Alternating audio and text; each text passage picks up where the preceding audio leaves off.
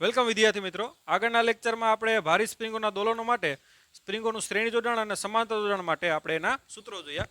આજના લેક્ચરમાં આપણે સરળ આવર્ત ગતિ માટે એની કુલ ઉર્જા મેળવશું. આપણે સરળ આવર્ત ગતિનું કોઈ એક ઉદાહરણ લઈ લઈએ. માનો કે કોઈ આધાર છે, એમાં એક સ્પ્રિંગ છે. આ સ્પ્રિંગની નીચે આપણે કોઈ આ એમ દળનો શું છે, બ્લોક છે. હવે એમ દળના બ્લોકને આપણે x જેટલું ખેંચી અને મૂકી દઈએ તો એના આ રીતે શું થશે, દોલન થશે. તો જ્યારે દોલન થતા હોય ત્યારે એને કંઈક વેગ હશે અને સ્પ્રિંગ દાખલા તરીકે x જેટલી ખેંચાયેલી છે ત્યારે એનો વેગ કેટલો છે, આ દોલકનો v છે. તો એની પાસે બે પ્રકારની ઉર્જા છે, કેમ કે એક તો સ્પ્રિંગ ખેંચાયેલી છે એટલે સ્પ્રિંગમાં સ્થિતિ ઉર્જા અને એના વેગને કારણે શું હશે, ગતિ ઉર્જા. તો આપણે જે કુલ ઉર્જા મેળવવી છે તો કુલ ઉર્જા જેને આપણે ઈ કહી દઈએ, જેને આપણે યાંત્રિક ઉર્જા પણ કહી શકીએ, બરાબર શું થાય તો કે ગતિ ઉર્જા વત્તા શું થાય, સ્થિતિ ઉર્જા. ગતિ ઉર્જા કોને કારણે તો કે જ્યારે આ દોલક શું કરતો હોય, દોલન કરતો હોય ત્યારે એને શું હોય, વેગ હોય. તો એને શું હશે, ગતિ ઉર્જા હશે. અને સ્પ્રિંગ ખેંચાયેલી હોય એટલે આપણે ખબર છે સ્પ્રિંગ દાખલા કે x જેટલી ખેંચાય તો સ્પ્રિંગમાં સ્થિતિ ઉર્જાનો શું થાય, સંગ્રહ થાય. તો ટૂંકમાં દોલનની જે કુલ ઉર્જા ઈ છે બરાબર ગતિ ઉર્જા વત્તા શું થશે, સ્થિતિ ઉર્જા. ધારો કે કોઈ ટી સમયે એનો વેગ v હોય તો ગતિ ઉર્જા કેટલી થાય તો કે 1/2 mv², જ્યાં m એટલે આ દોલકનું દળ છે અને v એટલે એનો શું છે, વેગ છે. પ્લસ સ્થિતિ ઉર્જા આપણે ખબર છે ચેપ્ટર નંબર 6 માં સ્થિતિ ઉર્જાનું સૂત્ર આપણે મેળવી લીધું કે સ્પ્રિંગ દાખલા કે x જેટલી ખેંચાયેલી હોય અને સ્પ્રિંગનો બળ અચળાંક k હોય તો એની સ્થિતિ ઉર્જા કેટલી થાય તો 1/2 kx², જે આપણે ચેપ્ટર નંબર 6 માં જોયું. તો કુલ ઉર્જા આટલી થશે. હવે આનો આપણે સરવાળો કરવો છે તો આપણે અહીંયા ધ્યાન આપજો. ચાલો આપણે દોલનનું સમીકરણ લઈ લઈએ કે x બરાબર a sin ઓમેગા t છે. સરળતા માટે આપણે phi બરાબર શું લઈ લઈએ, 0. મધ્યમાનથી ઉપર તરફ જાય એના માટેનું આ સમીકરણ લઈ લઈએ. આપણે સ્થાનાંતરનું સમીકરણ શું લઈ લઈએ, x બરાબર a sin ઓમેગા t, જ્યાં કોઈ x એટલે શું છે, કોઈ t સમયે દોલકનું શું છે, સ્થાનાંતર. હવે એનું આપણે વિકલન કરીએ તો શું મળશે, તમને વેગ મળશે. કેમ કે વેગ v બરાબર આપણે ખ્યાલ છે કે dx અપોન શું થાય, dt.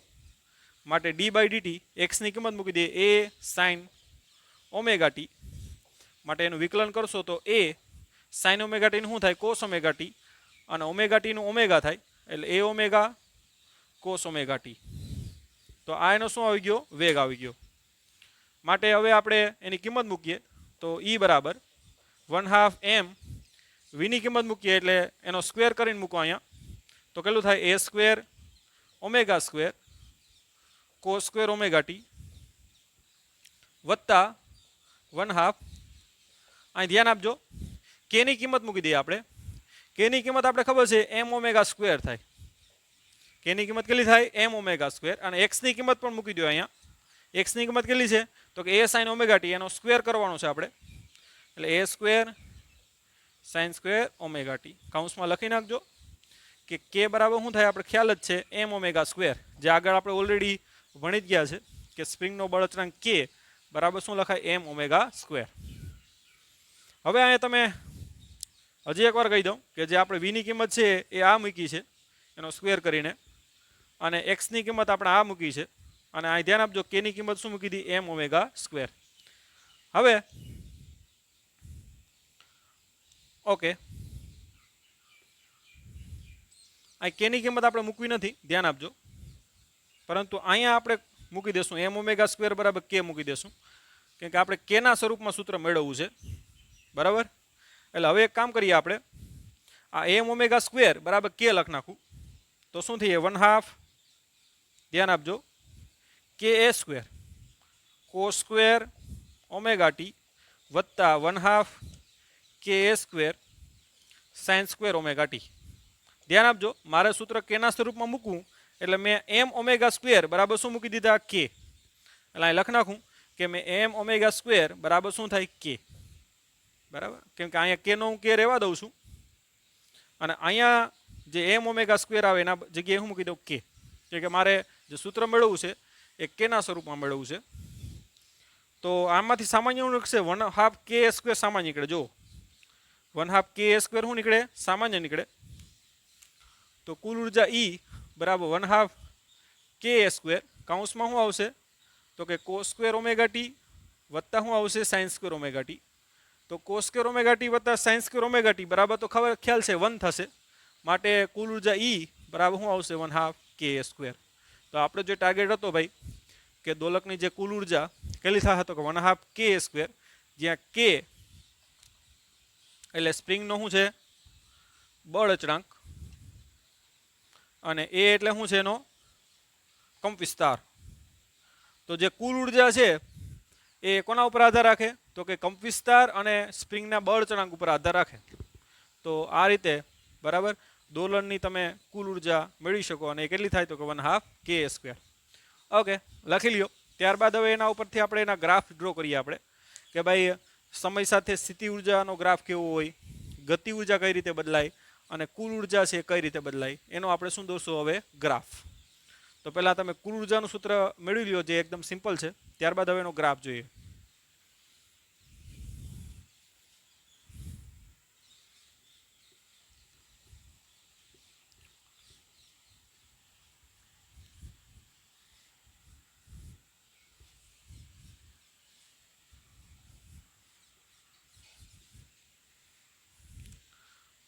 હવે ધ્યાન આપજો, કુલ ઉર્જા આપણે કેટલી મળી તો કે 1/2 k સ્ક્વેર અને સ્થિતિ ઉર્જા દાખલા કે સ્પ્રિંગ x જેટલી ખેંચાયેલી હોય તો સ્થિતિ ઉર્જા કેટલી હોય kx સ્ક્વેર અને ગતિ ઉર્જા બરાબર શું થાય તો કુલ ઉર્જા માઇનસ સ્થિતિ ઉર્જા.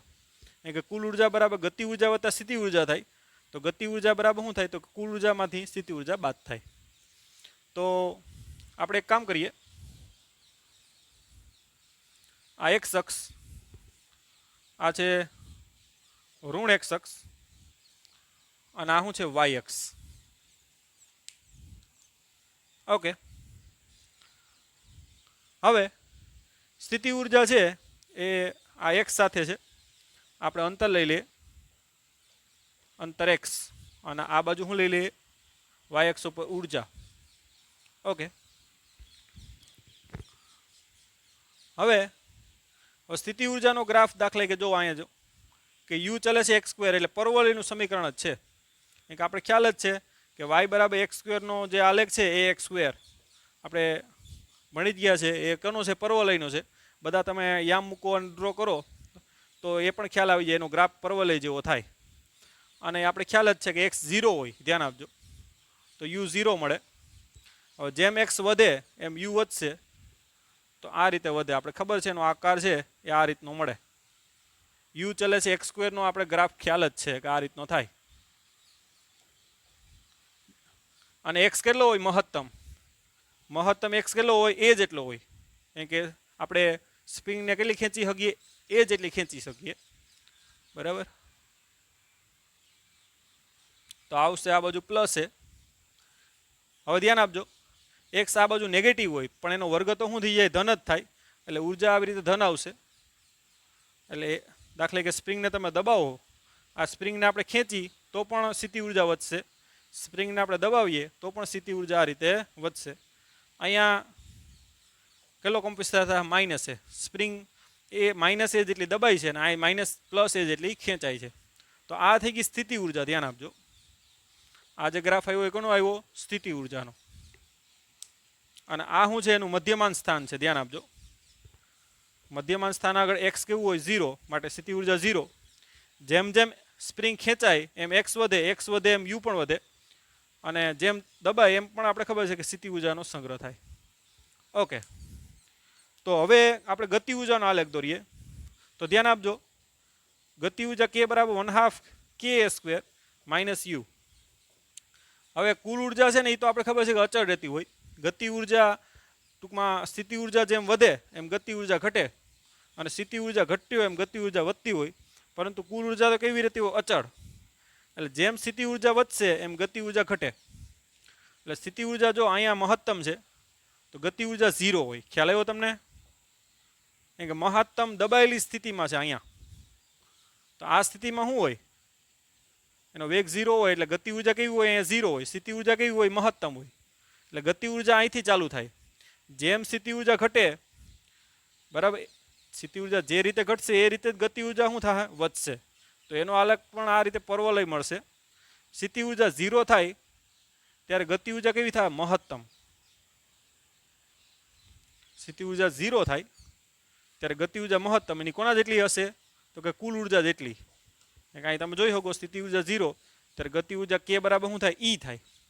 કે કુલ ઉર્જા હંમેશા અચળ રહે. જો આ કુલ ઉર્જા છે જે કેવી રહેશે અચળ રહેશે. આ કેટલી છે કુલ ઉર્જા છે બરાબર. કે જે રીતે સ્થિતિ ઉર્જા ઘટે છે એ રીતે ગતિ ઉર્જા શું થાય વધે છે. અહીંયા તમે જોઈ શકો કે બંને ઉર્જા કેવી થાય સેમ થાય અને કેટલી થઈ જાય E/2 જેટલી અડધી અડધી થાય ને. અહીંયા ગતિ ઉર્જા અને સ્થિતિ ઉર્જા કેવી છે સેમ અને યાંત્રિક ઉર્જા કેટલી કેવી હોય અડધી હોય. હવે જો અહીંયા તમે સ્થિતિ ઉર્જા 0 થાય તો ગતિ ઉર્જા કેવી થઈ જાય મહત્તમ. હવે જે રીતે પાછી સ્થિતિ ઉર્જા વધશે એ રીતે પાછી ગતિ ઉર્જા શું થાય ઘટશે. જ્યારે સ્થિતિ ઉર્જા કેવી થઈ જાય તો કે મહત્તમ થઈ જાય ત્યારે ગતિ ઉર્જા કેવી થઈ જાય 0. અને આ પોઈન્ટ કયો છે તો કે મહત્તમ ખેંચાયેલી પોઝિશનમાં. મહત્તમ ખેંચાયેલી પોઝિશનમાં સ્થિતિ ઉર્જા મહત્તમ હોય પણ ત્યાં અંત્ય બિંદુએ એનો વેગ 0 હોવાથી ગતિ ઉર્જા કેવી હશે 0. તો આ જે અલગ થયો એ કોનો થયો ગતિ ઉર્જાનો. તો આ રીતે ટૂંકમાં એક દોલન માટે તમે એનો આલેખ ડ્રો કરી શકો બરાબર. ઓકે હવે આના ઉપર આગળ વધીએ. આ પોઈન્ટ અને આ પોઈન્ટ એ બે પોઈન્ટ તમે જોઈ શકો કે જ્યાં આ એક્સ એવું છે કે જ્યાં ગતિ ઉર્જા અને સ્થિતિ ઉર્જા કેવી છે સેમ. જો આ ગતિ ઉર્જા છે સોરી આ સ્થિતિ ઉર્જા છે અને આ ગતિ ઉર્જા બંને સેમ થયા તો એ પોઈન્ટને આપણે મેળવીએ કે આ ભાઈ આ પોઈન્ટ કયો છે. આ પોઈન્ટ અને આ પોઈન્ટને મેળવીએ આપણે. તો આપણે શું મૂકશું તો કે કુલ ઉર્જા E બરાબર આપણે ખબર છે ગતિ ઉર્જા વત્તા સ્થિતિ ઉર્જા થાય. K બરાબર U થાય. K બરાબર U માટે આપણે K ની જગ્યાએ U મૂકી દઈએ આપણે તો E બરાબર શું થાય U પ્લસ U એટલે કે 2U એટલે કે એની કિંમત મૂકી દઈએ આપણે ખબર છે 1/2 શું થાય K² જ્યાં K એટલે શું છે કંપ વિસ્તાર બરાબર U એટલે શું છે 1/2 kx². તો બે બે કેન્સલ થાય અને K પણ ઉડી જાય ધ્યાન આપજો. તો x² બરાબર શું આવશે તો કે a²/2 માટે x બરાબર શું આવશે +or - a/a² વર્ગમૂળ a અને અહીંયા શું આવશે નીચે √2. તો ટૂંકમાં જ્યારે સ્થિતિ ઉર્જા અને ગતિ ઉર્જા સેમ થાય એના માટેનું જે આપણે x મેળવું એ x કેટલું આવશે તો કે +or - a/√2.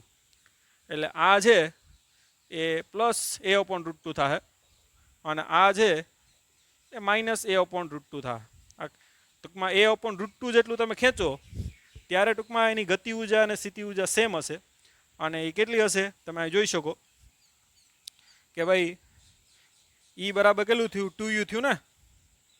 તો U બરાબર શું થયું E/2 એટલે કે U બરાબર K બરાબર E/2. તો ટૂંકમાં બે ઉર્જા સેમ હોય ને એ ઉર્જા કોના જેટલી કુલ યાંત્રિક ઉર્જા હશે એના કરતાં કેવી હશે અડધી હશે બરાબર. તો એ રીતે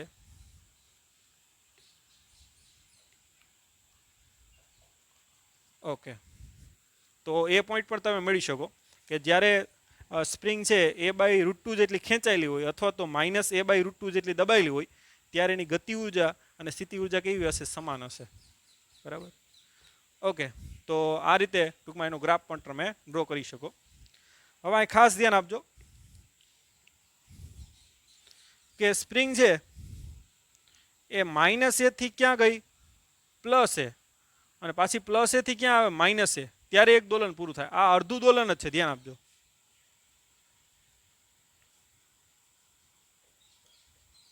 આમાં જે દોલન થયું સ્પ્રિંગનું એ અડધું દોલન જ થયું ધ્યાન આપજો.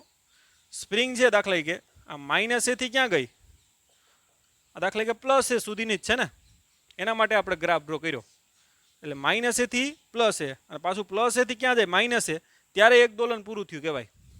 એટલે ધ્યાન આપજો આપણે જે આલેખ ડ્રો કર્યો એમાં આ જે દોલન થયું એ કેવું થયું અડધું દોલન થયું. હજી આપણે ટૂંકમાં એક દોલન પૂરું કરવું હોય તો પાછું શું કરવું પડે આપણે તો કે +a થી ક્યાં જવું પડે આ -a બરાબર. તો જો -a થી પાછા ક્યાં પૂગી ગયા -a ત્યારે ટૂંકમાં એક દોલન પૂરું થયું કહેવાય. ધ્યાન આપજો. તો આમાં તમે જોઈ શકો કે એક દોલન હવે પૂરું થયું કેમ કે પાછા તમે -a થી ક્યાં પહોંચી ગયા -a. તો તમે અહીં જોઈ શકો કે ગતિ ઉર્જા આ દાખલે કે આ શું છે સ્થિતિ ઉર્જા. સ્થિતિ ઉર્જા 0 છે, સોરી મહત્તમ છે, અહીંયા 0 થઈ પાછી મહત્તમ થઈ, પાછો એનો ગ્રાફ આ રીતે રિપીટ થયો. ધ્યાન આપજો. તો એક દોલન થયું તો સ્થિતિ ઉર્જાના કેટલા દોલન થઈ ગયા? 2. એવી રીતે ગતિ ઉર્જાના પણ 2 દોલન થઈ ગયા. જો અહીં 0, અહીં મહત્તમ, પાછું 0, પાછું અહીંથી રિપીટ થાય. જો 0 મહત્તમ 0. તો એક દોલન પૂરું થયું તો ગતિ ઉર્જા અને સ્થિતિ ઉર્જાના કેટલા દોલન પૂરા થઈ ગયા? 2. હું તમને શું કહું કે દાખલા કે આ દોલક અહીંયા છે, અહીંયાથી લઈ અહીંયા ગયો અને પાછો અહીંયા આવ્યો, તો એક દોલન પૂરું થયું કહેવાય ને. તો ગતિ ઉર્જાના કેટલા દોલન પૂરા થઈ ગયા? 2. તો તમે કહી શકો કે આમ ગતિ ઉર્જા અને સ્થિતિ ઉર્જા ની આવૃત્તિ દોલનની આવૃત્તિ કરતા બમણી હોય છે. દાખલા કે દોલનની આવૃત્તિ 5 હર્ટ્ઝ હોય, એનો મતલબ કે દોલન એક સેકન્ડમાં દોલન 5 થતા હોય, તો સ્થિતિ ઉર્જાના અથવા તો ગતિ ઉર્જાના દોલન કેટલા થાય? 10. કે તમે ક્લિયરલી જોઈ શકો અહીંયા કે ભાઈ -a થી તમે પાછા ક્યાં જાઓ? -a, ત્યારે એક દોલન પૂરું થયું કહેવાય. તો તમે જોઈ શકો અહીંયા કે ગતિ ઉર્જા છે એના 2 દોલન થઈ ગયા, કેમ કે અહીંથી રિપીટ થાય છે. જો અહીંથી પુનરાવર્તન થાય ને ગતિ ઉર્જાનું, આ એક દોલન થયું પાછા અહીંથી પુનરાવર્તન થાય. જો ગતિ ઉર્જાનું બીજું દોલન થઈ ગયું. તો ઓલ ઓવર એક દોલન થયું, ગતિ ઉર્જાના કેટલા દોલન થઈ ગયા? 2. આમ તમે કહી શકો. એવી રીતે સ્થિતિ ઉર્જાના પણ જો આ 1 અને આ 2 કેટલા થઈ ગયા? 2 દોલન. તો આ રીતે ટૂંકમાં ગતિ ઉર્જા અથવા તો સ્થિતિ ઉર્જાની આવૃત્તિ દોલનની આવૃત્તિ કરતાં કેવી હશે? બમણી હશે.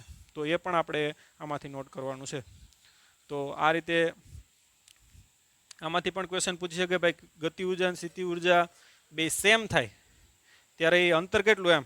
તો એ અંતર આ રીતે સરખામણી કરી અને મેળવી શકો a/√2.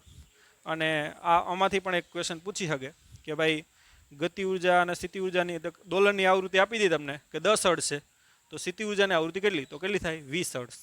અથવા તો એમ કહી દે કે ગતિ ઉર્જાની આવૃત્તિ 30 હર્ટ્ઝ હોય, તો દોલનની આવૃત્તિ કેટલી? તો કે 15 હર્ટ્ઝ. તો અડધી આવશે. તો આ ટાઈપના પણ ક્વેશ્ચન એમાંથી પૂછાઈ શકે. તો આપણે ગતિ ઉર્જા દોલનની કુલ ઉર્જાનું સૂત્ર મળ્યું 1/2 ka². અને કોના ઉપર આધાર રાખે? તો કે સ્પ્રિંગના બળ અચળાંક અને કંપ વિસ્તાર ઉપર. અને ત્યારબાદ આપણે ટૂંકમાં એનો સ્થિતિ ઉર્જા અને ગતિ ઉર્જાનો અંતર સાથેનો આપણે શું જોયો? આલેખ જોયો. અને આલેખ ઉપરથી થોડાક મુદ્દાઓ પણ જોયા. ઓકે, લખી લ્યો.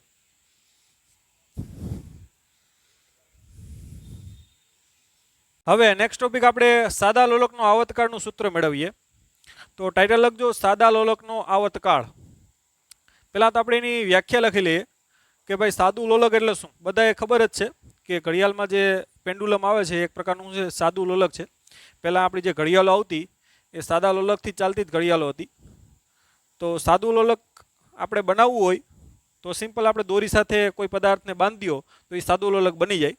પરંતુ આ જે દોરી છે એ કેવી હોવી જોઈએ એના વિશે આપણે ચર્ચા કરીએ. ઓકે, આ જે દોરી છે, માનો કે દોરીની લંબાઈ L છે અને જે આપણે પદાર્થ બાંધ્યો નીચે એનું દળ M છે. તો સાદું લોલક એટલે શું? તો કે કોઈ દ્રઢ આધાર પરથી, આ કોઈ દ્રઢ આધાર છે એના પરથી દળ રહિત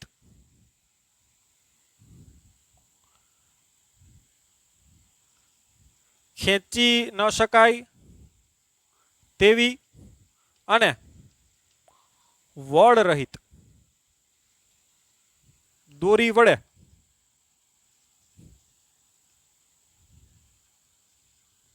બાંધેલા દળદાર પદાર્થથી અને વજન રહિત દોરીના છેડે લખી તો હાલે, છેડે બાંધેલા દળદાર પદાર્થથી બનતી રચનાને શું કહેશું આપણે? સાદું લોલક કહે છે. એટલે કોઈ આ દ્રઢ આધાર છે એના પરથી આ જે દોરી છે એ દોરી કેવી હોવી જોઈએ? દળ રહિત હોવી જોઈએ, એટલે કે એકદમ એનું દળ છે એકદમ ઓછું હોવું જોઈએ. સિમ્પલ દોરો લ્યો તો ચાલે, જાડી દોરી લ્યો તો એ ચાલે નહીં, કેમ કે જાડી દોરી હોય એનું દળ તમે અવગણી શકો નહીં. આ દોરી છે એકદમ કેવી હોવી જોઈએ? પાતળી હોવી જોઈએ. પહેલું વસ્તુ કે દળ રહિત હોવી જોઈએ. પછી ખેંચી ન શકાય તેવી હોવી જોઈએ, એટલે રબર ના ચાલે. રબર હોય તો એને આવી રીતે શું કરી શકો? ખેંચી શકો. તો ખેંચી શકાય એવી હોવી જોઈએ નહીં. અને ત્યારબાદ વળ રહિત હોવી જોઈએ, એટલે કે એના ઉપર આવી રીતે વળ ના ચડેલા હોવી જોઈએ. બરાબર? તો દોરી છે એમાં ત્રણ ખાસ હોવું જોઈએ કે ભાઈ એ દળ રહિત હોવી જોઈએ, ખેંચી ન શકાય તેવી હોવી જોઈએ, અને વળ રહિત. દોરીને છેડે આ જે બાંધેલો આ દળદાર પદાર્થ છે જેને આપણે દોલક કહીએ, બાંધેલા દળદાર પદાર્થથી બનતી જે રચના છે, આ જે રચના બની એને શું કહેશું આપણે? સાદું લોલક. હવે આપણે સાદા લોલકનો શું મેળવવાનો છે? આવર્તકાળ મેળવવાનો છે. તમારે લખવાનું છે કે ભાઈ અહીં દોરીની લંબાઈ L છે અને દોલકનું જે દળ છે એ M છે. હવે આપણે સાદા લોલકનું શું મેળવશું? આવર્તકાળનું સૂત્ર મેળવશું. તો કઈ રીતે? તો એ વસ્તુ લાઈન તમારે લખવાની છે.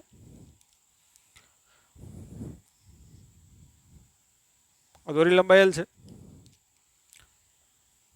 હવે દોલન કરાવવું હોય તો આપણે ખ્યાલ છે કે ભાઈ આને આપણે થીટા જેટલું શું કરાવીએ? કોણીય સ્થાનાંતર કરાવીએ અને છોડી દઈએ તો આ રીતે શું થશે? એના દોલન થશે. થીટા જેટલું આ બાજુ થાય તો આ રીતે શું થાય? દોલન થાય. અહીંથી આપણે છોડી દઈએ અને મૂકીએ એટલે અહીંથી આમ જાય પાછું અહીં આવે, એટલા સમયગાળાને આપણે શું કહીએ? એનો આવર્તકાળ. અને આવર્તકાળનું શું મેળવવું છે? આપણે સૂત્ર મેળવવું છે. હવે અહીં ધ્યાન આપજો કે ભાઈ આને થીટા જેટલું આપણે કોણીય સ્થાનાંતર કરાવવું હોય તો તમે અહીંયા બળ લગાડ્યું કે ટોર્ક? તો કે અહીંયા આવશે ટોર્ક, કેમ કે અહીંયા કઈ ગતિ છે? ચાક ગતિ છે. એટલે આ ઓને અનુલક્ષીને તમે શું કરાવ્યું? એને ટોર્ક લગાડ્યું. ધ્યાન આપજો. તો થીટા જેટલું કોણીય સ્થાનાંતર માટે જરૂરી ટોર્ક, ટો બરાબર શું થાય? તો કે I આલ્ફા, જ્યાં I એટલે જડત્વની ચાકમાત્રા છે અને આલ્ફા એટલે શું છે? તો કે એનો કોણીય પ્રવેગ. એક અહીંયા 0, અહીંયા દાખલા કે એનો જે કોણીય વેગ 0 હતો અને અહીંયા કોણીય વેગ તમે વધાર્યો ને, એટલે કે એમાં પ્રવેગ પેદા થાય. તો આલ્ફા એ શું છે? કોણીય પ્રવેગ. આપણે ખબર છે કે રેખીય ગતિ માટે F બરાબર ma હોય. ચાક ગતિ માટે બળની જગ્યાએ શું આવશે? ટોર્ક. દળની જગ્યાએ જડત્વની ચાકમાત્રા I આવશે અને રેખીય પ્રવેગ હોય, અહીંયા શું આવશે? કોણીય પ્રવેગ. તો આ થીટા જેટલું ટૂંકમાં કોણીય સ્થાનાંતર માટે જરૂરી ટોર્ક ટો બરાબર શું આવશે? I alpha. હવે અહીંયા પુનઃસ્થાપક ટોર્ક લાગશે. ધ્યાન આપજો, કેમ કે આ mg બળ આ રીતે નીચે લાગશે.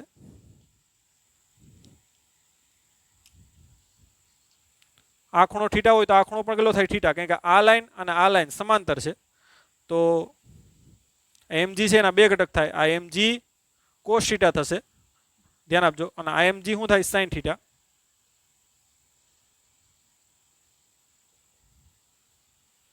તો mg sin થીટાને કારણે શું લાગશે? એને પુનઃસ્થાપક ટોર્ક લાગશે. તો અહીં પુનઃસ્થાપક ટોર્ક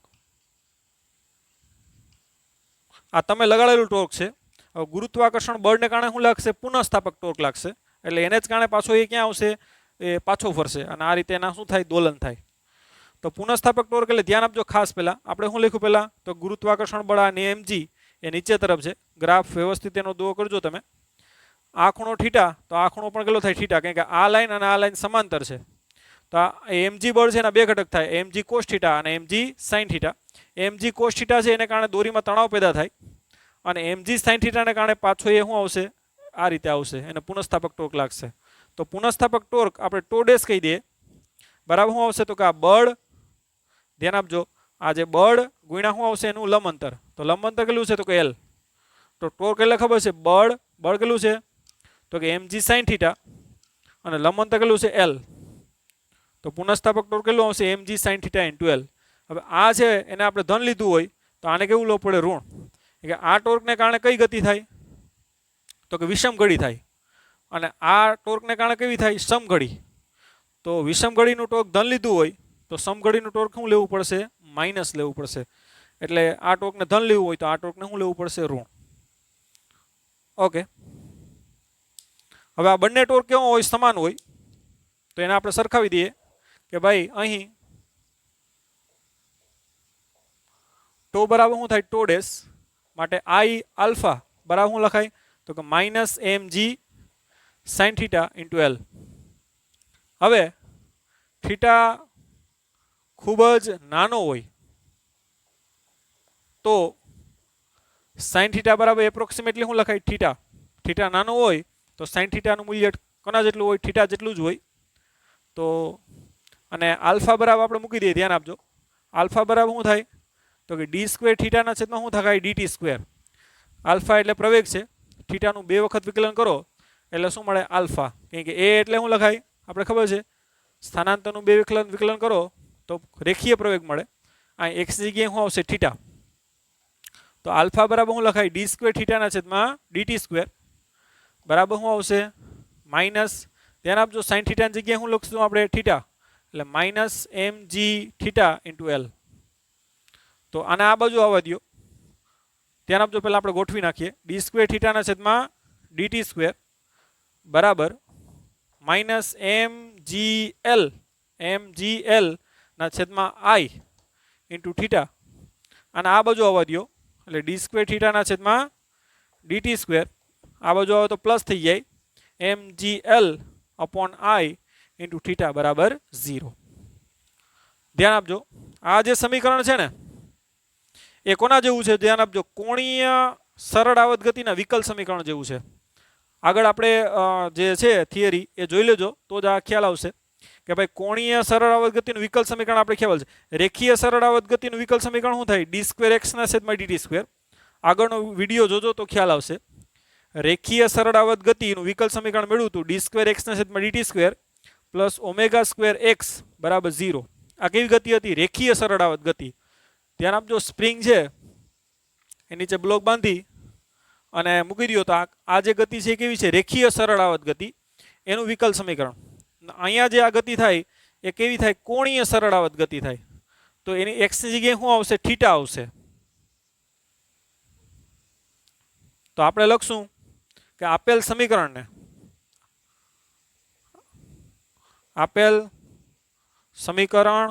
આજે એક કહી દે એકને કોણીય સરળ આવર્ત ગતિના વિકલ સમીકરણ જે આપણે ખબર છે કે ડી સ્ક્વેર થીટાના છેદમાં DT square plus omega square theta બરાબર 0 સાથે સરખાવતા. તો ધ્યાન આપજો અહીં થીટાની બાજુમાં શું છે એમ જી એલ અપોન આઈ, અહીં થીટાની બાજુમાં શું છે ઓમેગા સ્ક્વેર, મતલબ કે ઓમેગા સ્ક્વેરની કિંમત કેટલી થાય એમ જી એલ અપોન આઈ. તો આ બંને સમીકરણને સરખાવો તો ઓમેગા સ્ક્વેરની કિંમત મળશે તમને કેટલી તો ઓમેગા સ્ક્વેર બરાબર કેટલી મળશે એમ G L upon i. Okay હવે આપણે આગળ લખીએ અને અત્યારે કાઢી નાખું છું.